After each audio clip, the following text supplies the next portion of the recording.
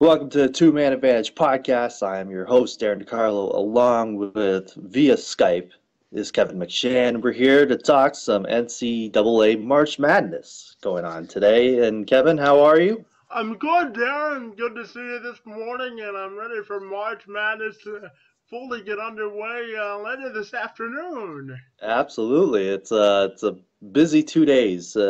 Busy all weekend. It starts all today with the kickoff of the Division One men's basketball tournament.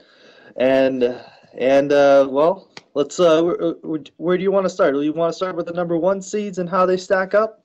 Sure, we can begin there, and whether anyone can beat the fearless Kentucky Wildcats, who are going into this tournament still That's right. undefeated. They're at 34-0, and they have a tough match against Hampton coming up. So that's going to be a town trip. It'll get them ready for the more difficult matches in their bracket. I do see Kentucky going undefeated throughout the whole thing. I just don't think uh, whether you're talking about Wisconsin or Duke, I just don't see any team giving them much of a challenge this tournament. But if you're looking for two teams that can do it, those would be my two. So so you're picking Wisconsin and Duke to meet up in the Final Four. And the winner to play Kentucky. That's right. Yeah. Okay. Well, the NCAA, they don't call it March Madness for anything. It is all about the upsets. And so, Kevin, in the first 2 days of the tournament, who do you see as being as a team to have the best chance at an upset? Well, if you look at just locally Michigan State's bracket, the second game of the weekend for them would be presumably against Virginia. And again, locally, Michigan State seems to be a trendy pick, even though they're a seventh seed. So if you're looking for one of the upsets, I would go with Michigan State over Virginia, just because Virginia they play good defense, but they struggle to score. So that would be my upset of the weekend locally for all Spartans fans. Right. When it comes to Michigan State, a lot of people think that they should have had a higher seeding than seventh because they made it to the Big Ten championship game against Wisconsin and pretty much should have won against Wisconsin. So they were kind of mad that they should have got at least a four or even a five seed. Well, I think they should have been seated as high as five, which would have made their tournament run a lot more smoother.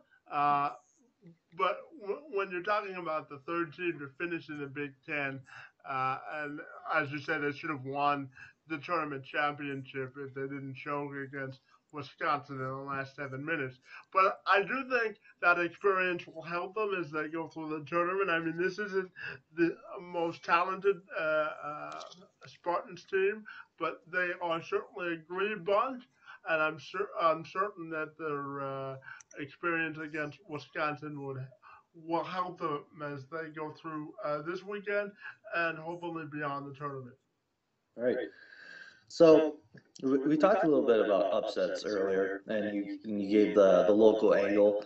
How about on a national angle? Like, where do you see do you see like a small conference school knocking off one of these big conference teams? Like, there's a lot of talk that Valparaiso might give Butler a run for their money, or my personal pick that is SF Austin because they made a couple wins in last year's tournament going up against Georgetown. Well, Georgetown and FS Austin will be one to watch, particularly because Austin knows how to score, and Georgetown is typically a bigger team that plays good defense, but again, they struggle to score on a consistent basis. So that would be an early matchup to watch. Absolutely, I did a interview last week for the website with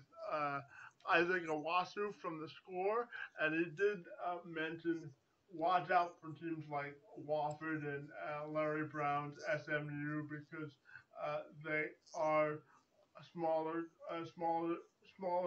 schools that have the pedigree because of who they're coached by to uh, go farther in the tournament than most expect. And also, my personal dark horse for this tournament is Notre Dame, particularly because they've beaten a lot of the top tier teams in this tournament. I mean, they've beaten Michigan State. They've also beaten They've also beaten North Carolina and Louisville. So I would look at Notre Dame as one of the dark horses for this particular tournament. So, so you're going with Notre Dame to be your sleeper, your dark horse of the tournament. What about who would you pick to be the first number 1 seed to get knocked out? Between you got Villanova, you have Duke, you have Wisconsin, and you have Kentucky. Well, I like Duke's ability to score the basketball, so it wouldn't be them. I would look at Villanova just because of the conference they play in. I like Jay Wright and what he's done with that group, but if you're asking me to pick uh, between the uh, other top number 1 seeds, I like Wisconsin and their ability to be a versatile team, and they're the most one of the most efficient teams in the tournament. And if you look at Kentucky, as we mentioned earlier, uh, their length will serve as their biggest asset for the tournament. So, but circling back to your original question, I would look at Villanova for the reasons I had laid out before to be one of the first number 1 seeds to leave the tournament this March and April. Very good. Yeah, when it comes down to it, yeah, I would say Villanova as well I think is the most popular pick to be the first number 1 seed to be outed first. But then again, you never know. That's why they call it March Madness. Speaking of madness, did you have a chance to see the Dayton game yesterday? I did not, but I did see the final score, and it was certainly an interesting finish, wasn't it? It was very interesting, and also a little bit of I wouldn't say controversy, but a little bit how because in the NCAA tournament they like to play teams on neutral courts, but this game was played in Dayton, so it was pretty much a home game for the Dayton Well, Flyers. it helps. It helps to have favoritism, doesn't it? Well, yeah, and exactly, and it's the NCAA tournament. It's all about making money for all these universities. So, but yeah, Dayton holds on, and they will play Providence, which I'm picking Dayton to beat Providence because I think after their Elite Eight run last year, I think they still have a little bit more juice in the tank. Well, they are certain. I mean, the tournament run from last year will help the novice person that watches this tournament to remember their run and their battle with Ohio State and not wanting to play them in the regular season, but then beating them in the tournament. So that was a storyline. And if you're looking for national storylines for a smaller school, Dayton certainly has the pedigree for that to happen. Mm-hmm. So going back to Michigan State, where do you see them finishing overall in this year's tournament? We all know that Tom Izzo is a veteran of these things, but I'm not sure that he has the strongest group of Spartans this year. It really doesn't come down to having the most strongest group. Yeah, it's a plus if you have the strongest group, but it's Tom Izzo and it's March, and he makes his living off getting wins in March. And so I can see them getting past Georgia on, and then Virginia. That's going to be a really tough game, and I would not be surprised if they knock off Virginia and really mess up a lot of people's brackets. No, because one of the top scorers Justin Anderson has been hurt for most of the season, and if you look at where Virginia is, if they don't have their top, well, I guess if you don't have their top offensive performer at full strength, that's certainly an advantage for Michigan State. But again, Virginia did finish the year top 15 in field goal percentage defense. So if they do meet up, and I'm expecting, as you said, Michigan State to beat Georgia, so if they do meet up in the tournament this weekend, I would expect a low scoring defensive struggle. Absolutely. The one team I want to say that nobody's really talking about too much. There's a little bit of talk about them, but is how a team from Gonzaga has been pretty much the dark horse of all dark horses. And according to their coach, this is the best Gonzaga team he has coached in his entire career there. So you got to say something for the Zags, and I like them really much to get to the Final Four.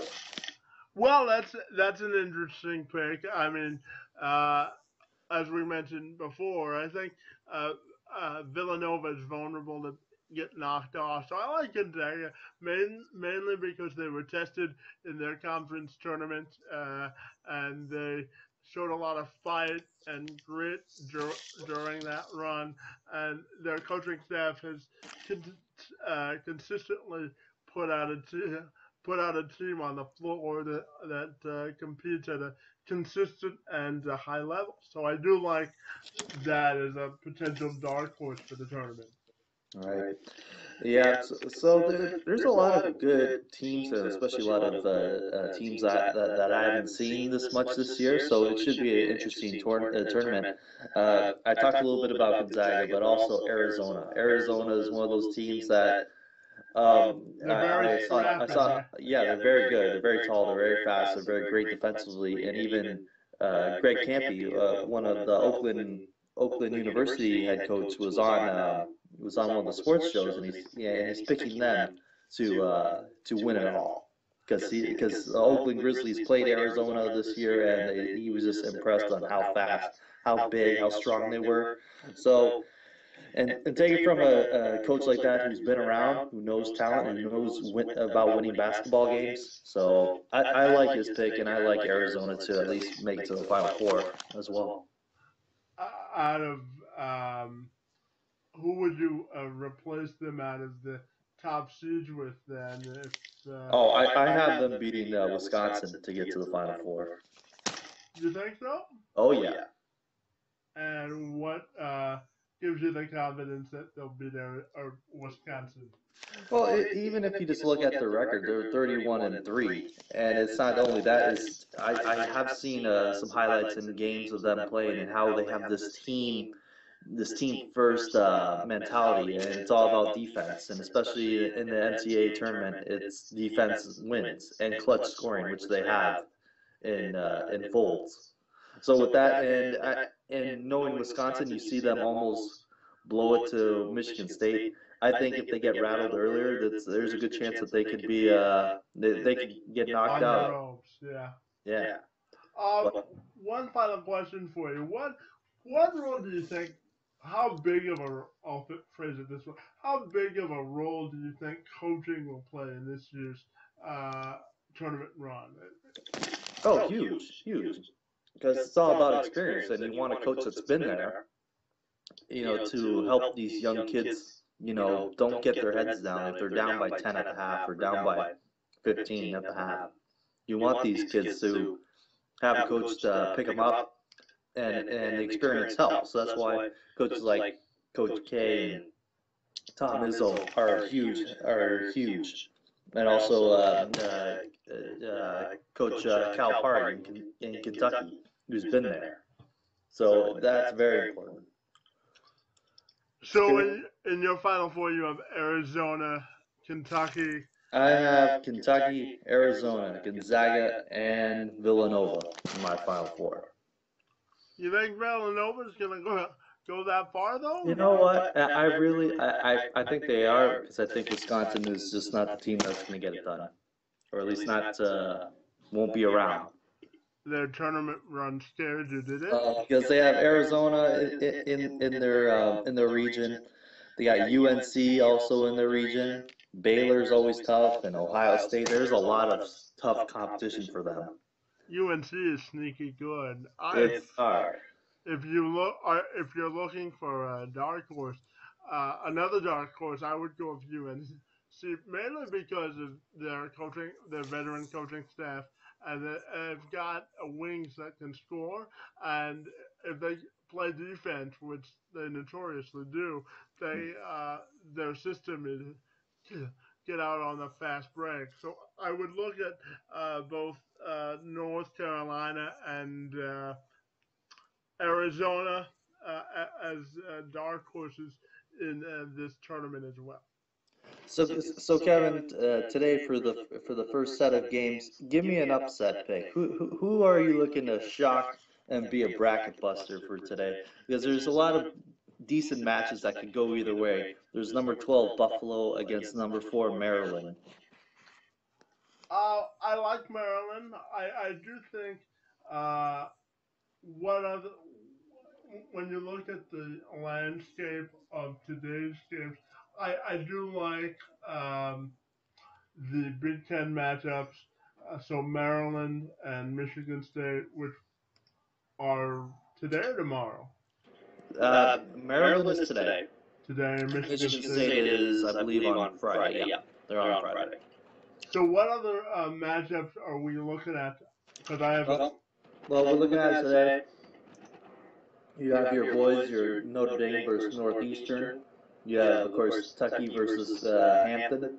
And then you'll have Cincinnati versus Purdue. I don't think Purdue's that good. So I would go with Cincinnati over Purdue, just mainly because I watched Purdue in the Big Ten tournament, and I wasn't that impressed, even though they did play well for a half, and then they kind of faltered against Maryland. So I like Matt Painter as a coach, but I'm not particularly certain that Purdue has what it takes to get the job done today. So I would look at Purdue as an early favorite to go down against Cincinnati this afternoon. And sticking with the Big Ten Conference, VCU takes on Ohio State today, and that is a 7-10 game with VCU having the 7th seed. See, I haven't been all that impressed with Thad Matta's group all year, mainly because they struggle to play consistent basketball. I mean, they look good for stretches, and then they kind of go in these offensive droughts. So I would look at VCU as a potential upset as well, because I'm just not sold on the offensive output that Ohio State can give throughout this tournament, and it's about who can score the most points, obviously, in the tournament, and get a shot when they need it to advance. And I just don't see Ohio State as one of those clubs that can do that. It should be an interesting tournament. Hopefully there is a lot of upsets and a lot of people ripping up their brackets after day one, which it'll probably be me. Well, so.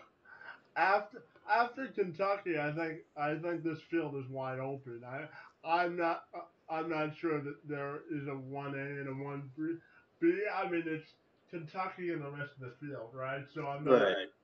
It's a wide open tournament outside of the Wildcats. I don't know if you would agree with that statement, but that's how I'm looking at this year's tournament as well. Is all the pressure on Kentucky? Yes, without a doubt. But like, do they have obviously the confidence to think that they can run the table? Yeah, they do. But you Yeah, they know, do. I think going into a tournament and having not lost the game, that's kind of a bad omen for them. And it should be an interesting turn of events to see if there can be an early upset. Well, I don't think it'll be Kentucky, but there are upsets every year, and that's why it's one of the most fun stretches in all of the sports calendar because it's 3.5 weeks of unpredictability. Absolutely. Couldn't agree with you more there, Kevin. So we thank you for watching, I guess, this edition of the True Man Advantage podcast, and we hope that you enjoy the madness of March, everybody. That's right. Good luck out there.